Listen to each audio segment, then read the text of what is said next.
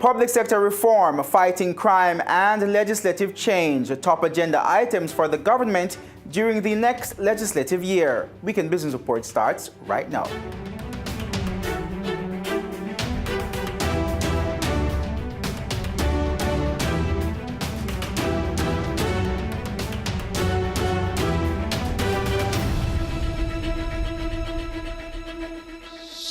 Hello and welcome to the show. I'm Keneal Gale. Thanks so much for joining us this week. The ceremonial opening of Parliament took place on Thursday. Traditionally, a major feature of the morning's activities is the Governor-General's throne speech. We'll have the highlights from Sir Patrick's speech in a bit, but right now let's get to some of the week's top stories from the BATV News Desk. The government plans to spend $803.2 billion in the upcoming fiscal year. It's only a minor increase from the $802.5 billion approved in the second supplementary estimates for the current fiscal year. This as the debt service payments are going down and the tax revenues are expected to see a significant boost. The government tabled the 2019-2020 estimates of expenditure in the House of Representatives on Thursday. Here's the breakdown. Debt repayments take up about a third of the new budget, but it's been coming down over the years. Total debt servicing is down 5% to $274 billion. Interest payments are $1 billion less than last year at $136 billion. And principal repayments are now down to $138 billion. Meanwhile, spending on public sector salaries is going up by 4% this year. The government plans to spend $210 billion on wages compared to $201 billion in the current year. They're spending another $210 billion on recurrent programs and $72 billion on capital programs. The Ministry of Education, Youth and Information is getting the biggest increase, $4 billion more, bringing its budget to $106 billion. The Ministry of National Security gets a nearly $2 billion increase to $72 billion. And the Ministry of Health gets a $1 billion increase to $69 billion. The government expects to collect $663 billion in revenues to finance the new budget. This includes $575 billion in taxes. That's a significant 11% uptick from the $518 billion in projected tax collections for the current fiscal year. The government expects to collect $20 billion more from GCT this coming year, $20 billion more in income tax, and $6 billion more in customs duties. Favourite Williams is the new energy minister. The announcement was made late Wednesday afternoon through a press release from the Office of the Prime Minister. Prime Minister Andrew Holness, who has been overseeing the ministry since Dr. Andrew Wheatley was sacked in July 2018, said while there is still much more work to be done to restore the public trust and confidence in Petrojam and the portfolio overall, he believes enough has been done to enable him to confidently hand over the reins of the ministry. Effective Thursday, February 14, Minister Williams assumed full responsibility for the Ministry of Energy, Science and Technology. Other changes saw Minister of State Floyd Green being assigned to the Ministry of Industry, Commerce, Agriculture and Fisheries. Alanda Terrelong replaced Green as Junior Minister at the Ministry of Education, Youth and Information. The Prime Minister also shuffled the deck of permanent secretaries. Carol Palmer was sent to the Ministry of Energy, Science and Technology. Sansia Bennett-Templer replaced her at the Ministry of Justice, while the void left by Mrs. Bennett-Templer at the Office of the Prime Minister will be filled by Audrey Sewell, who will be taking on additional responsibilities. Minister of Finance and the Public Service, Dr. Nigel Clark, says the Bank of Jamaica is moving to incentivize commercial banks to trade foreign exchange amongst each other. Shanae Johnson has more. He says for the capital market to function effectively, the Central Bank of Jamaica has to be strengthened. The stronger the capital base of the central bank is, the more that it will be able to use market operations to conduct monetary policy and to conduct liquidity management. Today, we have had for a long period of time the use of sort of prudential variables that have also served to manage liquidity. The finance minister said for foreign exchange to be transparent, the central bank will be implementing new strategies. The central bank will be moving to incentivize, first of all, interbank activity and interbank trading, where persons don't necessarily buy to accumulate, to wait on their clients' demand, but they buy and they trade among themselves. So demand at one institution can be met from supply from another institution, as opposed to the central bank being the only source of supply if one institution is in need. Moving on now, on Thursday, Governor General Sir Patrick Allen outlined some of the government's plans for the 2019-2020 legislative year.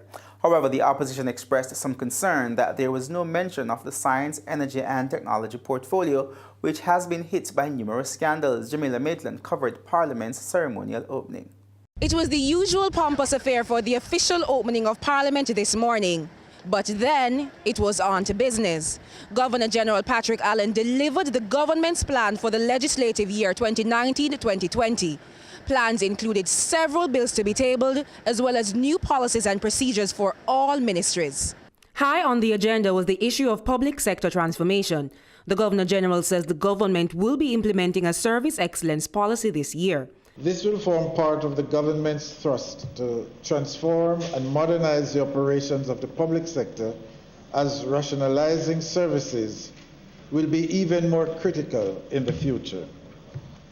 This will be done through shared services, mergers, and divestments. In doing this, we will achieve a smaller, focused, more efficient and coherent group of public bodies. However, he pointed out that there are still weaknesses in the current procurement legislation used by public bodies, which must be addressed. He added that the Finance Ministry's approval of policy guidelines for the appointment of board members will be brought to Cabinet. Cabinet approved the policy guidelines for the nomination, selection, and appointment of boards of public bodies and the issuance of drafting instructions to the Chief Parliamentary Council for the drafting of regulations to be informed by the sections of the policy guidelines. Meanwhile, with the expiration of the states of public emergency across the island, the government will be intensifying the Plan Secure Jamaica policy. The GG said significant capital expenditure will be reserved for national security and defense. He listed some new legislation which should help tame the crime monster. The Police Act. This will provide for the modernization and transformation of the Jamaica Constabulary Force. It is now ready for approval by Cabinet and will be tabled this year. The National Security Council Act, which will introduce legislation to provide for the establishment in law of the National Security Council. He also said that the Justice Ministry is on track to improving the delivery of justice through the modernization of the country's courts. He listed 3 amendments to be made for greater effectiveness, including changes to the Indicom Act. Mixed reactions came over the Governor General's throne speech this morning after there was no mention of the Ministry of Energy, Science and Technology. Secretary in the opposition's People's National Party, Julian Robinson, says this is yet another government ploy to dismiss the affairs of the country. Here's what he had to say. The opposition spokesman argued that with the Energy Ministry being engulfed in numerous scandals recently, he expected the throne speech to make some mention of how the government planned to proceed to prevent a reoccurrence. I noticed there was absolutely nothing in there on that ministry. I don't know if it's an omission, but no mention of energy, science or technology, which I think is a significant oversight. I know the ministry has been mired in controversy. The Prime Minister has belatedly, after 8 months, finally appointed a minister so that there can, hopefully some attention can be paid to the critical areas of the portfolio. But that to me is a very striking omission, that there wasn't even a sentence on either energy, science or technology. He pointed out that the Prime Minister's long-awaited appointment of a minister to lead the Science, Energy and Technology Ministry is only the first step. Now, he said he's awaiting for the replacement of heads of the various agencies within the ministry who were forced to step aside because of the scandals. The boards that are constituted in the ministry have persons who have integrity and who act with probity. And I think she has to look at all these boards. For example, the Universal Service Fund Board has remained in place in spite of acting corruptly with hiring a CEO who didn't meet minimum requirements, overlooking more qualified candidates. That board is still in place. So I'm going to judge her based on how the appointments that she makes to the boards under that ministry and whether that will be a sign of the seriousness with which the government is treating the issues of accountability and transparency. In the meantime, the newly appointed Science, Energy and Technology Minister, Favour Williams, said her current focus is meeting the existing boards and their directors. She said other board appointments will be made soon. I would love to go to the ministry, meet all the heads of departments, meet as many people as I can, get written briefs about, on each entity. And, just allow some time to get up to speed. There's going to be a new PS, as you heard the announcement, but it will not be a long time before we make those kinds of decisions. Thanks so much, Jamila. Company news comes up next, then later. It's like the dating app Tinder, but for cows. We'll tell you why farmers are swiping right on Tudder. That's in the final segment of the show, so stick around. More WBR after this break.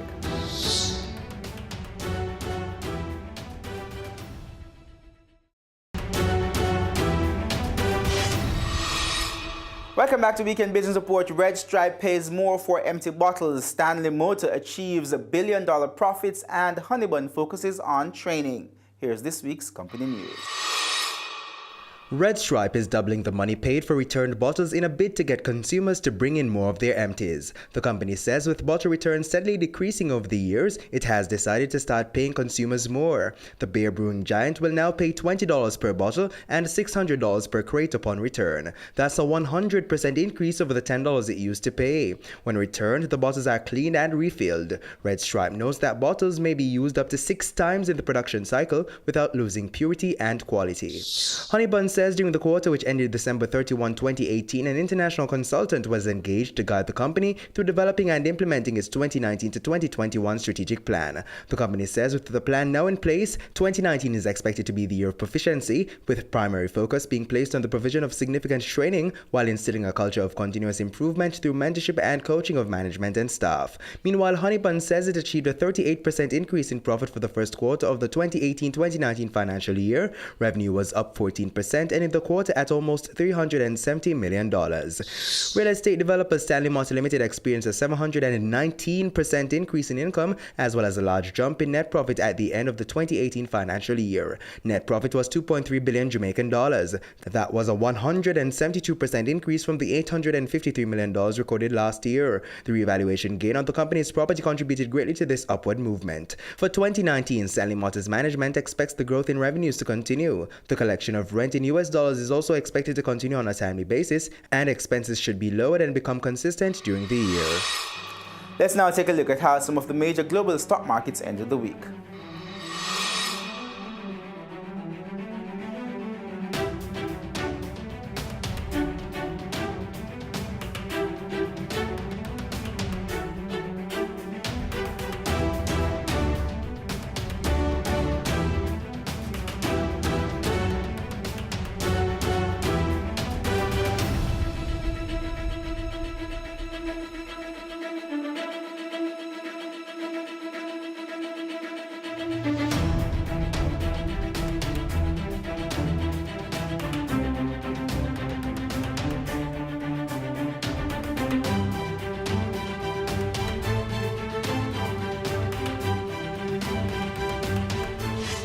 When you come back, more of the week's top stories from the BATV News Desk, so stay with us.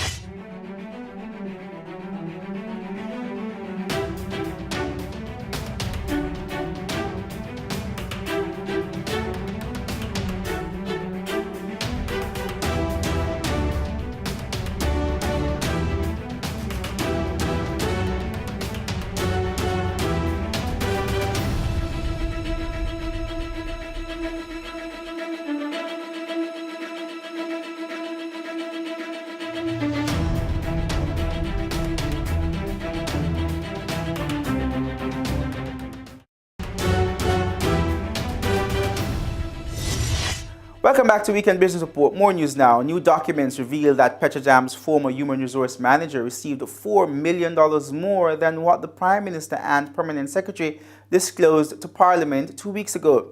Yolande Ramarak negotiated a settlement package of some $13.4 million. The documents were tabled in Parliament on Tuesday. Here's Jamila Maitland. More troubling news about Petrojam's separation package with former human resource manager Yolande Ramarak came to light yesterday. Documents tabled by Prime Minister Andrew Holness, who also heads the energy portfolio, revealed that Mrs. Ramarak actually received $13.37 million and not $9.2 million that was previously revealed during the last Public Accounts Committee PAC meeting. Prime Minister Andrew Holness and the Permanent Secretary in the Office of the Prime Minister, Sansia Bennett-Templar, told the Parliament in 2 different sittings that the former HR manager had settled in the region of $9 million. The amount quickly triggered public chatter after opposition parliamentarians and members of the private sector questioned the settlement given the mounting disciplinary charges against her. Additionally, there was a non-disclosure agreement signed with Mrs. Ramarak barring any discussion about the agreement. However, public criticisms forced the Prime Minister to table the documents about the separation process. It showed that she received regular termination entitlements despite the findings of the Auditor General's report, in addition to claims from the negotiation process. Mrs. Ramarak received compensation totaling $232,605 for 4 days of unused vacation, performance incentives of $2.7 million, one-off incentives of $75,000, additional company saving of almost $500,000, as well as salary recoverable for a week with a $300,000 deduction. During the negotiations, she was awarded 8 months' salary for $9 million and traveling allowance of $1.1 million. The total separation package amounted to $13.375 million. After tax, the former HR boss walked away with $4.1 million. The tabled documents revealed that Mrs. Ramarak's attorney proposed a confidentiality agreement for the settlement. Those documents were dated October 22, 2018. The agreement was signed on November 14 and approved the following day. The money was paid in 2 installments of $3.5 million on December 7 and $688,912 on December 10 last year. Meanwhile, some 19 disciplinary charges were laid against former Petrojam Human Resources Manager Yolande Ramarak. They range from nepotism and cronyism to negligence and incompetence. Here's a breakdown. Having spent almost 2 years at Petrojam, former Human Resource Manager Yolande Ramarak racked up some 19 disciplinary charges, from nepotism and cronyism to mismanagement of government funds, abuse of authority, negligence and incompetence. A document tabled in Parliament on Tuesday outlined numerous occasions when Mrs. Ramarak allegedly breached the company's guidelines. She reportedly utilized her position at Petrojam to cause improper use of the company's funds and resources. It's alleged that Mrs. Ramarak used the company's petty cash in December 2017 to host private birthday parties for former Petrojam chairman Dr. Percival Bahadur Singh and former Energy Minister Dr. Andrew Wheatley. Both events were held in Montego Bay, St. James. Only selected senior members of staff, including former general manager and procurement officer, their families and friends were invited. Additionally, the document noted that Mrs. Ramarak did not truthfully report her involvement in the arrangements for both parties. Disciplinary charges also surrounded the unauthorized hiring of her relative, which is a clear breach in Petrojam's policy and grounds for termination. Mrs. Ramarak was also accused of failing to discharge her duties as the Human Resource Development and Administration Manager when she allegedly facilitated the breaching of company policies, some of which it's believed she benefited from. Another charge Mrs. Ramarak was being asked to answer to at the disciplinary hearing was that of gross negligence and/or incompetence. She was accused of failing to ensure compliance with several of Petrojam's company policies. There was also alleged disregard for procurement procedures for the engagement of a counsellor at Petrojam. A counsellor was retained for the company, but employees argued that that was not necessary as they were not depressed or in need of counselling. In the meantime, officials from Petrojam who appeared before Wednesday morning's sitting of Parliament's Public Accounts Committee PAC were grilled about the legal advice they received, which caused them to settle with Yolande Ramarak. Concerns were also raised about how the over $2 million she received as a performance incentive was calculated. Here's Jason Muyong with more. The fear of being dragged before the Industrial Disputes Tribunal IDT and losing fueled Petrojam's decision to settle with the former HR manager Yolande Ramarak. Current Petrojam General Manager Winston Watson says all the lawyers consulted told the entity that if it was brought before the Industrial Disputes Tribunal, the ruling would more than likely be in favor of the former HR manager. We sought and obtained legal advice in respect of our chances before the IDT. And the legal advice was that the IDT is very employee-centric. There is almost a bias towards the employee, and even the slightest procedural breach can tip the scales in favor of the employee. This is legal advice that we obtained from a reputable and established counsel. PAC Chairman Mark Golding then argued that the precedent set by the Yoland-Ramarak settlement suggests that terminated employees can threaten the entities in order to get multi-million-dollar settlements. But General Manager Winston Watson countered that the decision to settle wasn't as simple as many people think. We have a procedure that we follow. So having gone through this step, then I would have gone to the board, we would have discussed it with the board, including the effect on the company, including the reputational argument, and we looked at it holistically and said, look, we cannot run the business like this. We cannot run an organization. We can't fill the vacancy, and we had a lot of things we were trying to do to bring back the staff morale, and that was part of the basis of the decision. Well, that approach is a recipe for impunity.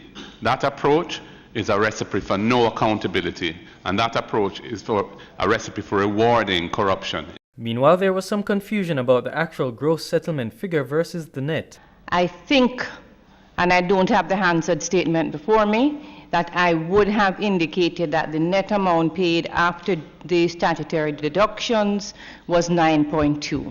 No, so there was a starting. I would love to see the Hansard figure. Statement to go back to that, Chairman. No, there no. is. May I Chairman, please? May I Chairman, Members. Let the PS finish her response to the issue.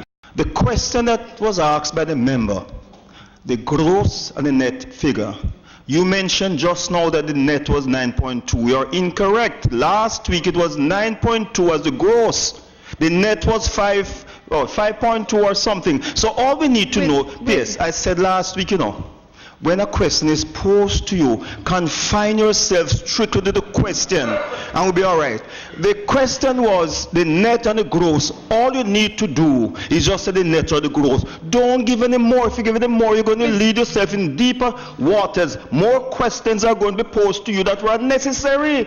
If she asks net and gross, don't give us what was given for lunch and what was given for you. We're not interested in that. The total gross figure, when the amounts that would have been paid to her would have been added to the 8-month lump sum payment, would have amounted to $13,374,499. May I finish, please, Chairman? And 11 cents. Statutory deductions amounted to $4,170,876.30. The payment net, meaning after statutory deductions, would have been $9,203,622.82. For completeness, Chairman, the officer also had outstanding loans and obligations to Petrojam Limited. After those outstanding payments were taken out, the final payout amount was $4,189,328.87. When you come back, looking a mate for your cow?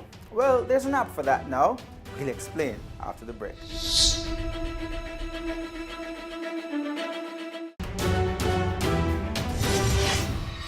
Welcome back to Weekend Business Report. A Tinder-inspired app called Tudder is helping farmers match up potential partners for their cattle.